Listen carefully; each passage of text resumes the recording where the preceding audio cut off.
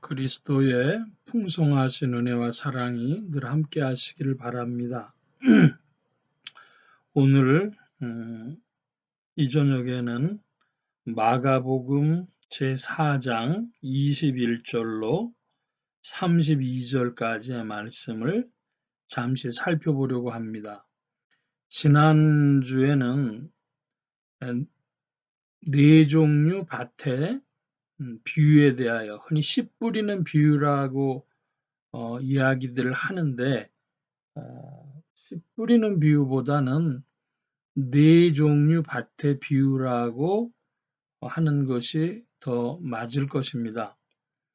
그래서 1절로 20절까지 주님께서 말씀하시고 비유를 풀어주신 부분까지를 잠시 살펴보았고, 이제 오늘 말씀은 비유들의 말씀이 세 가지가 나옵니다. 마가복음 4장 21절로 25절에는 등불의 비유다 했고, 또 26절로 29절은 달하는 씨의 비유다 이렇게들 이야기를 했고, 30절로 32절은 겨자씨의 비유 이렇게 분류를 했습니다. 우리가 가지고 있는 보통의 성경에는 그렇게 분류들이 되어 있을 것입니다.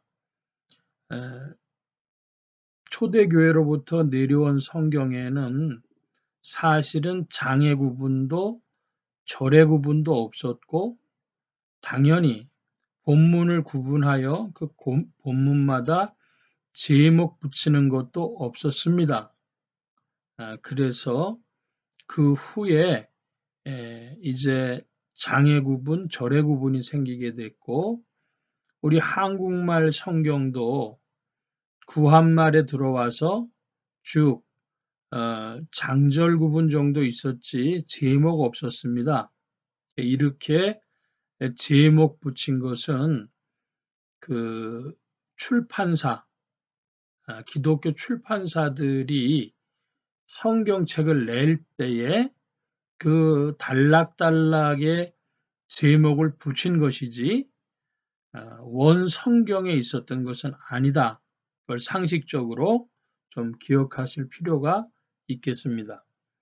자, 이제 오늘 지난주에 네 종류 밭의 비유를 좀 간략히 말씀을 드리고, 오늘 이 비유들에 대해서 말씀드리면, 지난주에 네 밭은 뭐냐면 첫 번째로 길가밭 그랬고, 두 번째로 돌짝밭 그랬습니다. 세 번째로는 가시떨기밭, 그리고 넷째로는 좋은 땅, 그렇게 나누어져 있었습니다. 주님이 그 밭들에 대해서 비유를 4장 13절 이하의 말씀에 보면 그 비유들을 풀어주시는데, 첫째로 길가에 뿌리었다는 것은 사단이 그 뿌리온 씨, 그 말씀을 빼앗아간 것이다. 그럽니다. 그래서 말씀이 하나도 그 사람에게 들려지지 않는 겁니다. 어떤 분이 서울에 와서 이제 10여 년을 살다가 예수님을 믿게 됐습니다.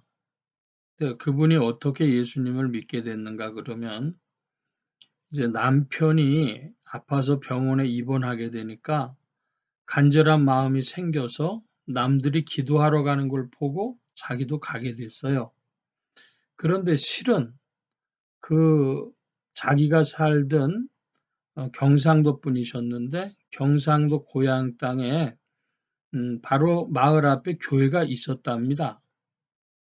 그런데 유교 문화가 강한 곳이라 저런 게 있다 이거지 한 번도 그 근처를 가보질 않았고, 그 교회 사람들이 전도지를 나눠주거나 예수님 믿으세요 그러면 그게 도저히 무슨 말인지 모르고 그리고 지난 겁니다.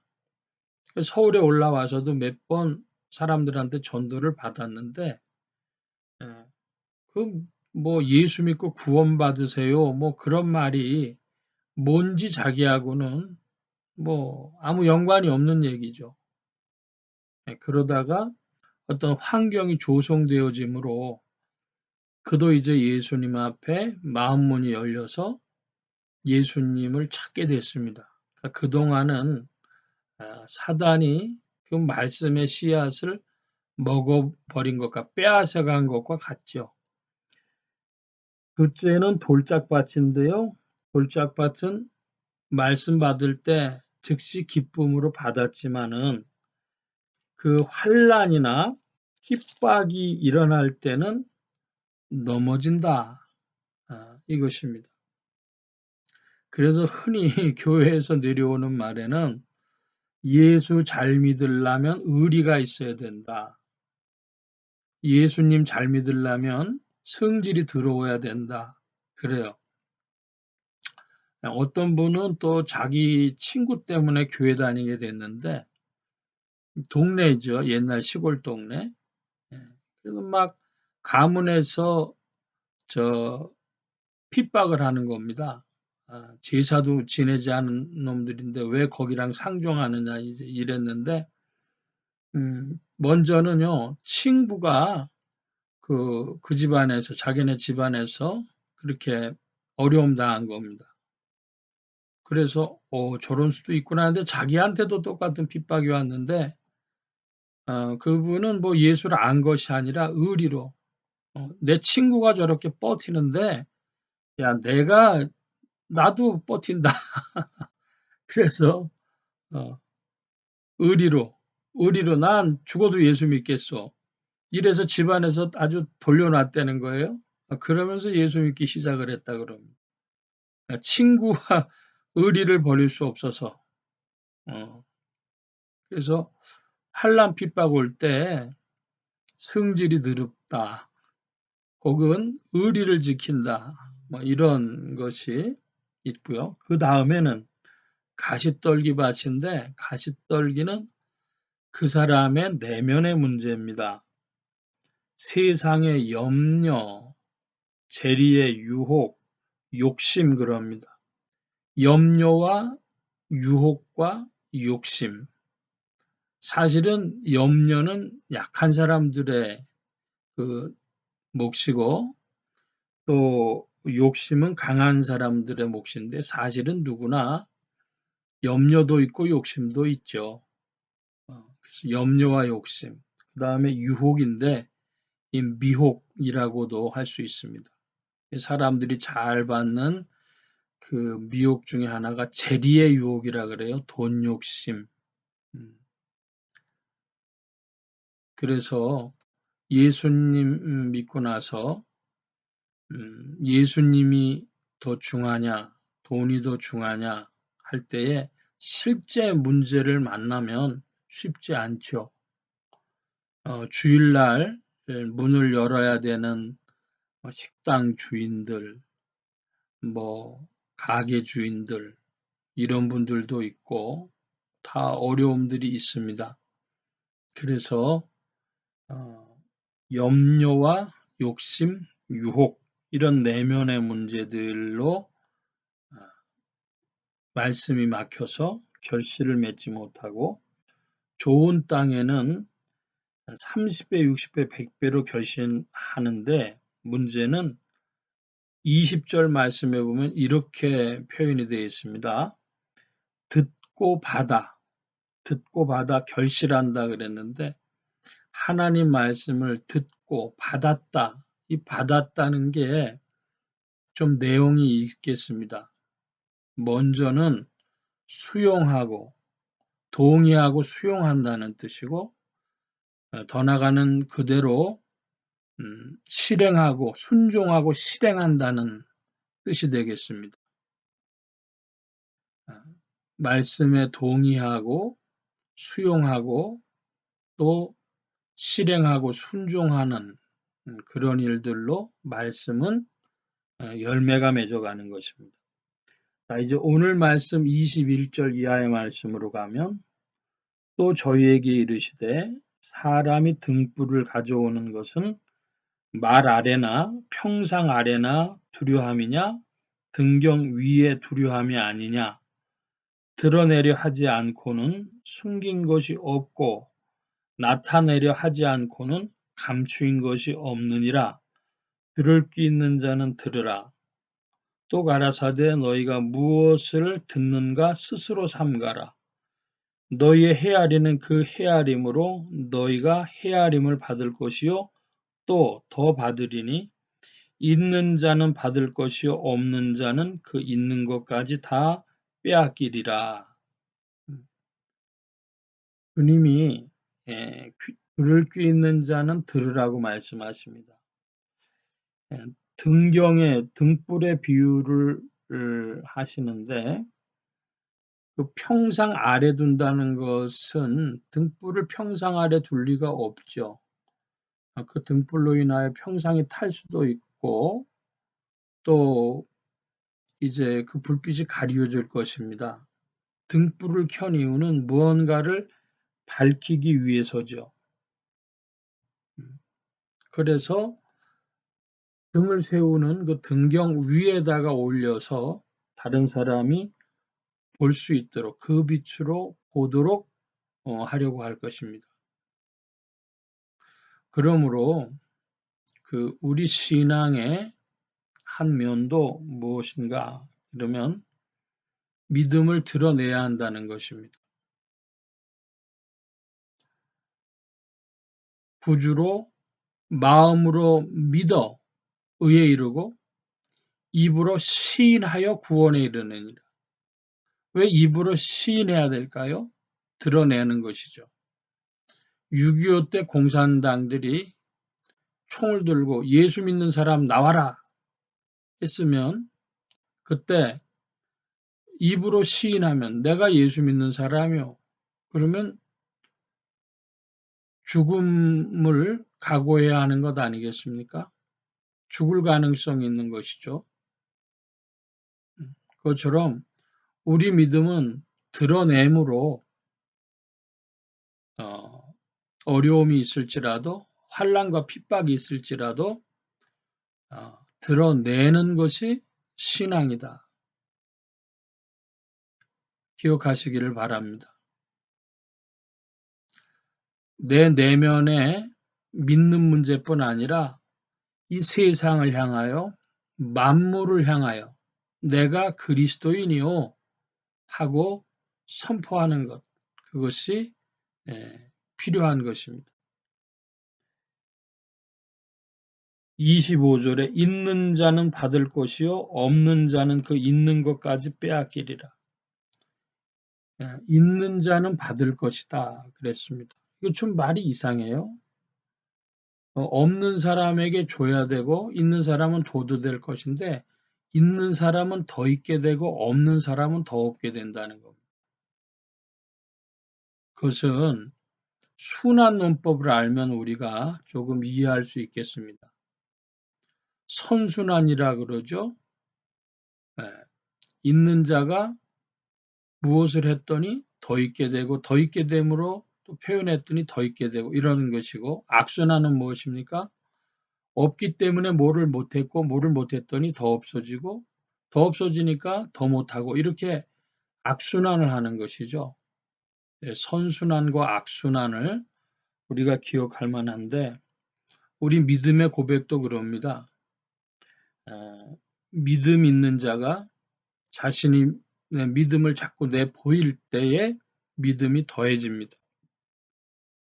그 있는 믿음마저 보이지 아니하고 감추면 그것마저 사라져 갑니다. 여러분 주일이 왜 우리에게 중요합니까? 주일날 예배드리러 나오므로 여러분 한 주간 견딜 힘을 얻고 믿음이 더해지고 또 그 힘으로 한 주간을 살고 또 믿음이 더해지고 이런 것이죠. 여러분 있는 중에 더 있게 되기를 축복합니다. 26절 말씀입니다. 또 가라사대 하나님의 나라는 사람이 씨를 땅에 뿌린 것 같으니 저가 밤낮 자고 깨고 하는 중에 씨가 나서 자라되 그 어떻게 된 것을 알지 못하느니라. 땅이 스스로 열매를 맺되 처음에는 싹이요 그 다음에는 이삭이요 그 다음에는 이삭에 충실한 곡식이라.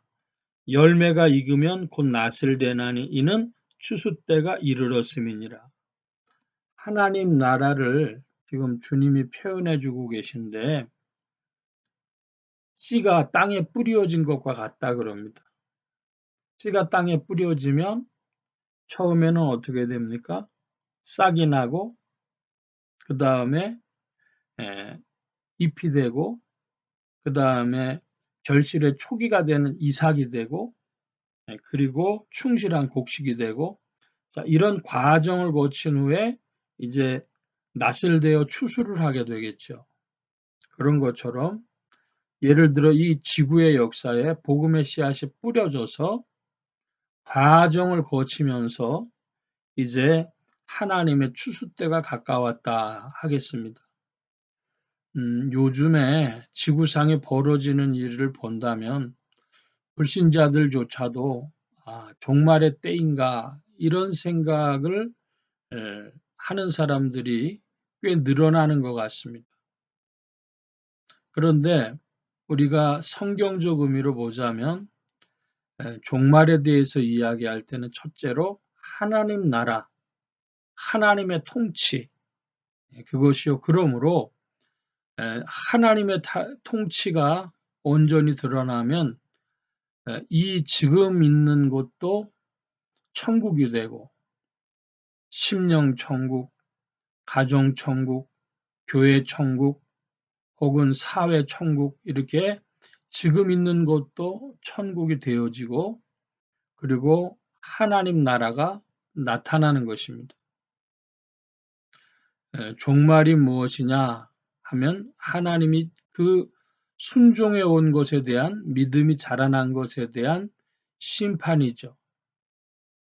오늘날 인생들이 어떻게 살았나, 세상이 어떻게 살아갔나에 대해서 사람들이 불신자들도 이야기할 때 사람들이 이렇게 환경을 망가뜨리니까 이것이 심판이 아닌가 그러면서 이상 기후들에 대하여 이야기하기도 합니다. 하나님 나라는 한마디로 하나님의 통치가 하나님 나라요. 그 하나님 나라의 통치가 나타나기 위해서는 과정을 거치는데 한 사람으로 국한해 본다면 그 사람의 믿음도 자라서 싹이 나기도 하고 그 다음에 이삭이 되기도 하고 충실한 곡식이 되기도 하면 점점 자라납니다. 여러분의 삶 속에 하나님의 통치가 점점 왕성히 나타나기를 축복합니다. 여러분의 신앙이 싹이 나고 또 잎이 되고 이삭이 되고 충실한 곡식이 되어가는 이런 과정 속에 힘있게 전진하기를 축원합니다. 30절 이하의 말씀입니다. 또 가라사대 우리가 하나님의 나라를 어떻게 비하며 또 무슨 비유로 나타낼꼬 겨자씨 한 알과 같으니 땅에 심길 때에는 땅 위의 모든 씨보다 작은 것이로되 심겨진 후에는 자라서 모든 나물보다 커지며 큰 가지를 내니 공중의 새들이 그 그늘에 깃들일 만큼 되느니라. 겨자씨라고 하는 비유가 나오는데요. 우리 한국 사람들은 좁쌀이라고 하죠. 겨자씨는 좁쌀보다 조금 더 작은 것 같습니다. 흔히 성지순례로 이스라엘 다녀오시고 그런 분들이 목회자들 중에서는 겨자씨 이런 것을 가져오시는 분들이 많이 계신데 그래서 이제 이걸 심으니까 나무가 됐다. 굉장히 제법 큰 나무가 되더라. 그런 것을 사진도 찍고 이러시는 분들이 있어요. 여러분이 인터넷 같은 곳에 보면 그 겨자씨나 나무를 볼 수가 있습니다. 아주 큰 그런 나무가 되는 것은 아니지만 작은 씨에 비해서 커졌다는 것이죠. 여러분, 하나님 나라가 하나님의 말씀을 통하여 우리에게 나타나는데, 말씀을 통하여 하나님의 통치가 우리 안에 점점 나타나는데, 처음에는 작은 것 같았지만은 점점 커져서, 그래서 곡식을 거둘 만하게, 충실한 곡식처럼 그렇게 성장하고 자라나는 여러분들의 믿음이 되어지실 줄로 믿습니다. 성령께서 우리의 믿음이 자라도록 성장하도록 이끄시고 주장하십니다. 생명이 있는 것들은 다 성장하는데 과정을 거치며 성장합니다. 오늘 당장을 보고 나는 왜 내 믿음이 이렇게 자라지 않을까? 내 믿음은 왜 이렇게 적을까? 이렇게만 생각지 마시고 우리 안에 착한 일을 시작하신 이가 이루시리라 믿고 믿음 중에 전진하는 여러분, 찬양과 감사가 우리에게 마땅하므로 주께는 찬양과 감사를 돌리고 내 옛사람의 행하는 바를 가지고는 회개하며, 그러나 그리스도께서 이루시고 성령이 주장하실 것이라고 하는 믿음의 고백을 하면서, 제가 며칠 전 아침 기도에 믿음의 고백을 이야기했습니다. 믿음의 고백이 뭔가 어떻게 묻는 분들도 계셔요. 믿음의 고백이면 그럼 사랑의 고백을 한번 생각해 보겠습니다. 사랑의 고백이 뭡니까? 내가 당신을 사랑합니다. 이 사랑의 고백이죠. 그처럼 주님 믿습니다. 주님이 나의 구주십니다. 나의 주님이십니다. 이것이 믿음의 고백이죠. 이 죄인에게도 공유를 베풀어 주셔서 주 안에서 자라나도록 이끄시는 줄 믿습니다. 이런 것들이 믿음의 고백입니다. 여러분, 믿음의 고백을 자꾸 주장하시면서 성령께서 반드시 우리를 이끌어 가신다고 하는 믿음 위에, 확신 위에 굳게서 성장하는 여러분들 되어지시기를 축원합니다. 주님이 우리를 먼저 사랑하시고 이끄십니다. 기도하겠습니다. 만복의 근원 되신 하나님, 감사합니다. 함께하여 주셔서 우리의 연약한 것 위에 주의 은혜가 먼저 있었고 또 주의 성령께서 우리를 지도하시며 이끄시는 줄 믿사오니 그리스도의 말씀 속에 하나님 나라의 통치가 심령들 속에 더욱 나타나게 하시고 또 자라나게 하여 주시옵소서. 겨자씨 같은 믿음, 적은 믿음일지라도 점점 자라나게 하시고 열매 맺게 하시고 성장하게 하여 주시옵소서. 주 성령께서 친히 지도하시고 인도하실 줄 믿사오며 한 주간 남은 날들에도 주의 은혜 베푸심을 구하옵고 온 교회와 성도들과 죄종들이 함께 하신 것과 같이 예수 소망 교회와 온 성도들과 부족한 종에도 함께 하시며 복음 전파와 영혼 구원하는 일에 쓰임 받으며 성령님과 함께 동행하게 하여 주시옵소서. 불보심을 구하며 감사하며 의지하올 때에 예수 그리스도의 이름으로 기도하옵나이다. 아멘. 하늘에 계신 우리 아버지여, 이름이 거룩히 여김을 받으시오며 나라의 마옵시며 뜻이 하늘에서 이루어진 것 같이 땅에서도 이루어지이다.